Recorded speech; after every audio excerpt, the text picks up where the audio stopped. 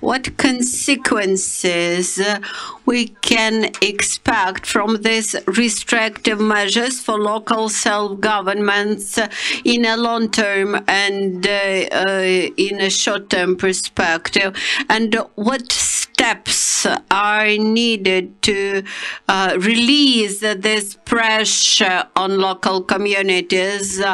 Thank you for this discussion. Thank you for organization of this discussion. I believe that my statement might be useful and appealing for the audience. As of now, we have developed some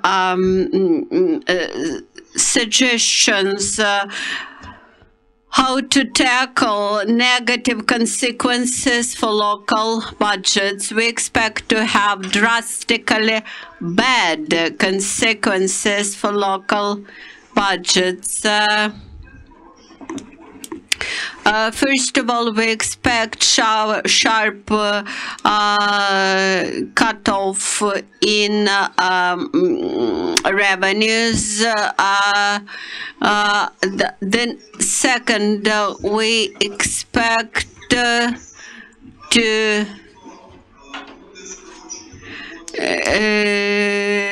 have sharp dip in subventions from central governments, irrespectively of the measures that will be taken by the government on Saturday. We expect to have 20% cut of the revenues from subventions from the national budget. Then we expect to have sharp increase of unemployment because many small and medium-sized businesses will not be able to tackle this terrible situation. The next, we expect to have difficulties with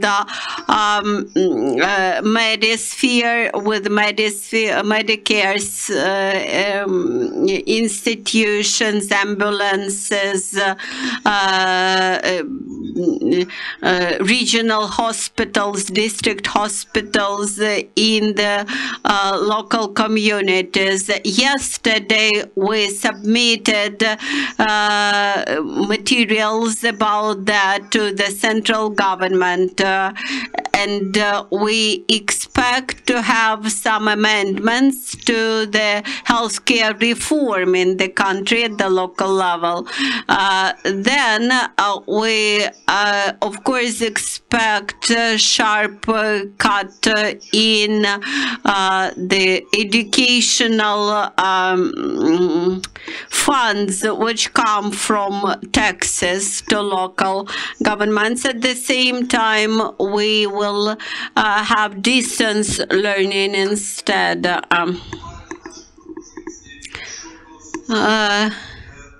Then we expect to have cut revenues in payments for local utilities. We suggest to exempt local utility companies from VAT payments. They do not have competition, and the president of the country mentioned this possibility at the very beginning of the preventive quarantine. And gas supply, water supply, sewage system should become part of critical infrastructure and consequently not be taxed with VAT. Then we expect to see new amendments to the legislation about local finance. We also want to see changed approach to the local public administration as an association of the cities. We submitted our suggestions to the national level. We have submitted Bill 3263. This is about possibility for local governments to introduce some privileges for local businesses which need them. Then we suggested to simplify decision-making for local governments in the area of taxation. Then we suggested to support the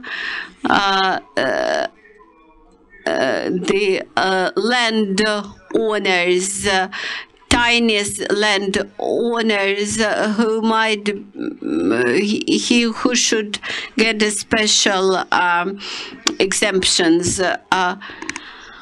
This is the bill which will be reviewed on Saturday by the Parliament, and we expect it to be passed. We also have prepared amendments to the budget code which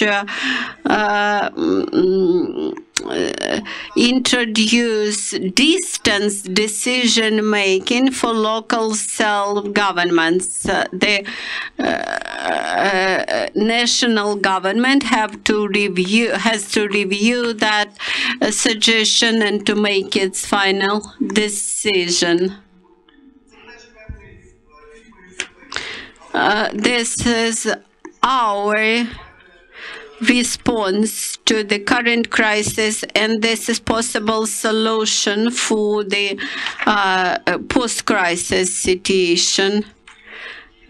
We also expect that those legislative initiatives which were drafted would allow us to survive.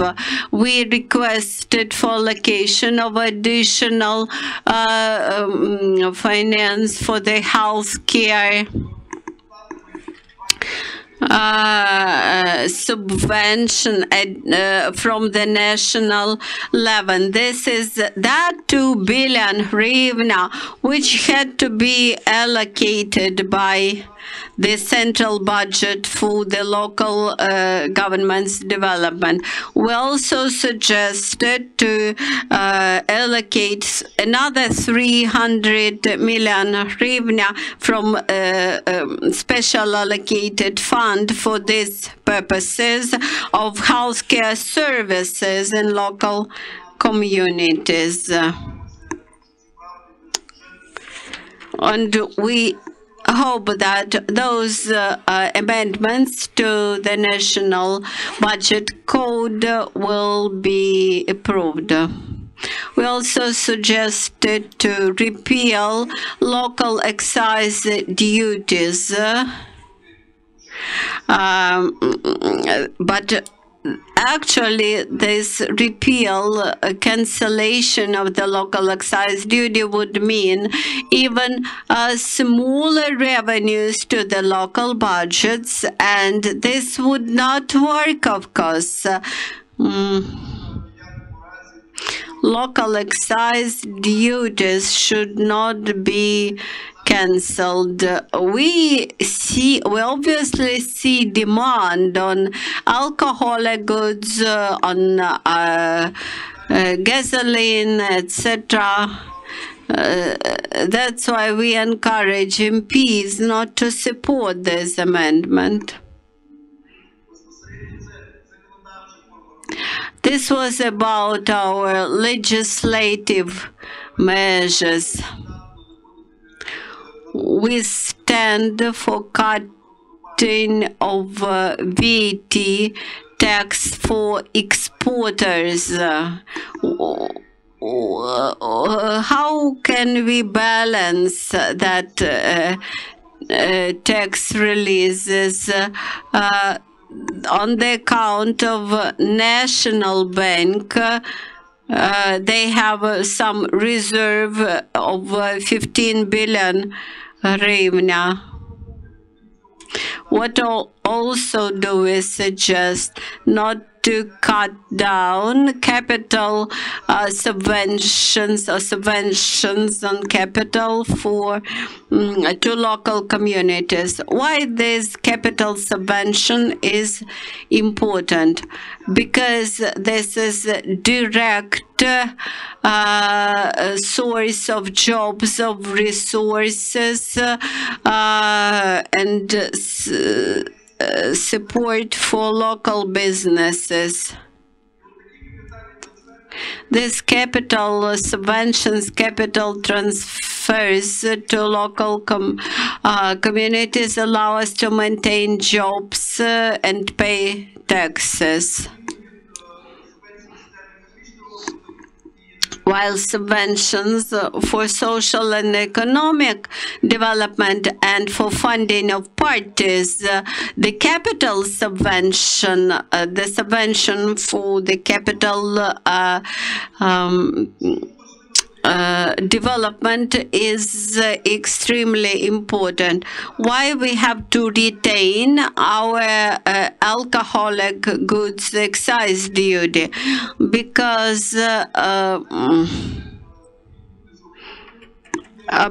thus we again can provide jobs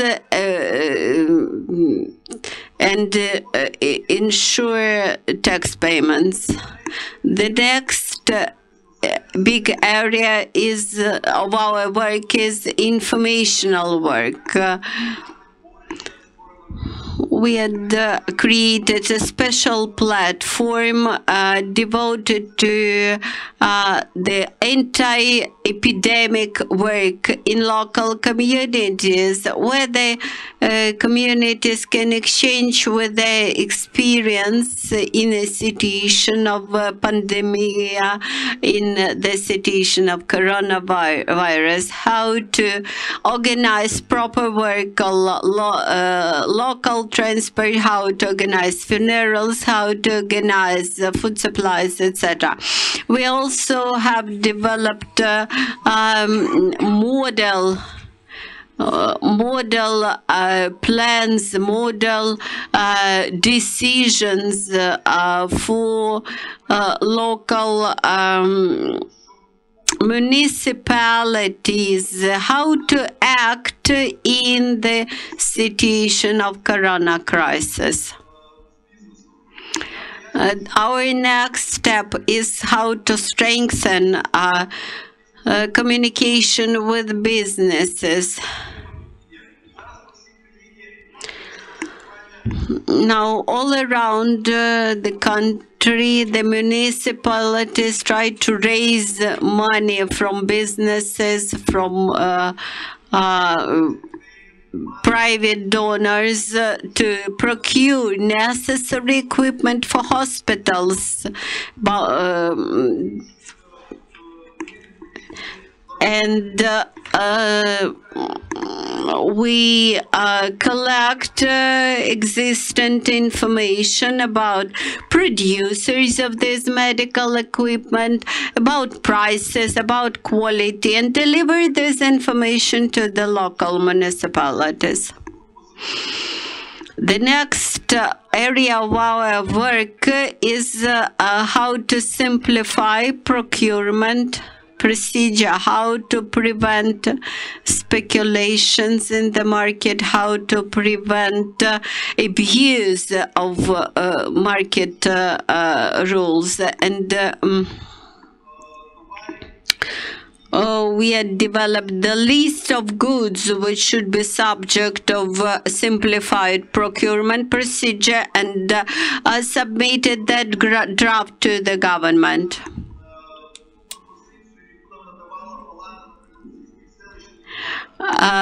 In this context, I would like to mention the sales and trade of seeds. The preventive quarantine will not last forever, and we have to think about seeds, about planting and yielding the harvest, and this means practical solutions for the fourth group of taxpayers, for rural areas, for small settlements in rural areas. They can become the matter of survival. And this is briefly about the measures which are taken by our association, the work carried out by our analysts, and we expect to have a broad review of all those suggested measures at the level of the Cabinet of Ministers, line ministries, etc.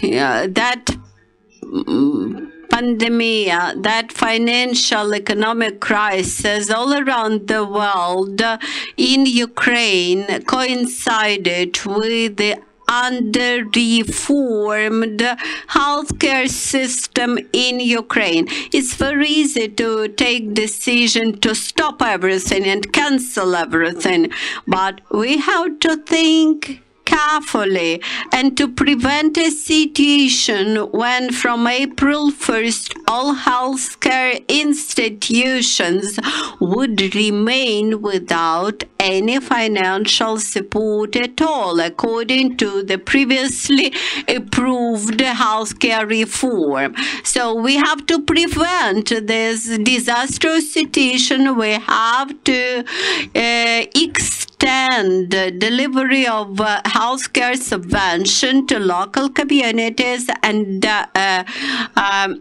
to ensure that healthcare institutions would continue to operate. That suggestion that we submitted to the central government is based on real possibilities and real available resources. The next, in Ukraine, unlike in other countries, we will have the combination of economic crisis everywhere in the world with our local economic shortcomings. And in this situation, there is a big attempt to take resources from the pockets of local budgets. And in this situation, we only ask not to deprive us from the ways of earning money for local budgets. We also organize webinars here with the Ministry of Health and try to coordinate very technical, very practical issues which arise irrespectively of the coronavirus. Today, we also plan to have a webinar about new legislation on the rent of communal properties. Through these legislative measures, through these regulation measures, it is possible to support local businesses. With this, I would like to thank you for attention and hope that recommendations which were expressed today would be interesting for our Ukrainian and foreign partners. Thank you, Oleksandr, for your very general and very detailed description of what you are doing.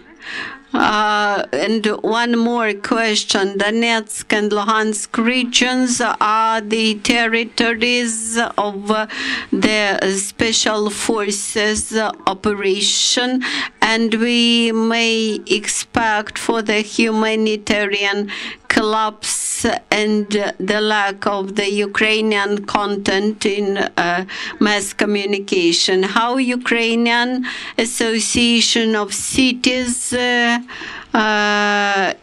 can assist here, and what can you offer to those communities which remain in the situation of coronavirus epidemic, preventive quarantine measures along the contact line?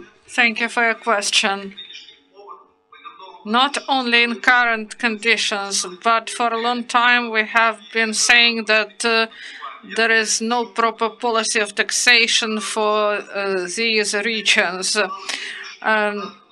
Now they speak about exemption from land tax and income tax, and those municipalities that are at the front line, they for several years were exempt from these taxes, and the business that is working there do not pay taxes, and they cannot have proper money for social sphere. That's why the draft law that I've mentioned is important, and we worked with some MPs, Victoria Grip, Mr. Shakiv, and Ruslan Pushkin.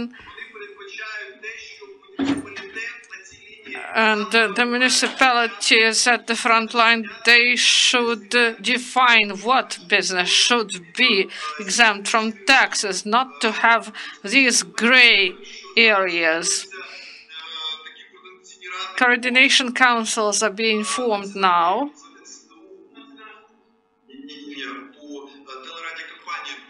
Concerning telecommunications companies, national TV and radio companies, and we see that there is lack of Ukrainian content in Sumy and Chernigiv oblasts. They spoke about it, and we have a regional department, and we provide applications for establishing of proper broadcasting, and we should influence the situation and to restore these facilities for transmitting the signal. It is important to provide proper funding for these regions. We believe that there is money in the budget for capital expenditures for these regions. Thank you very much.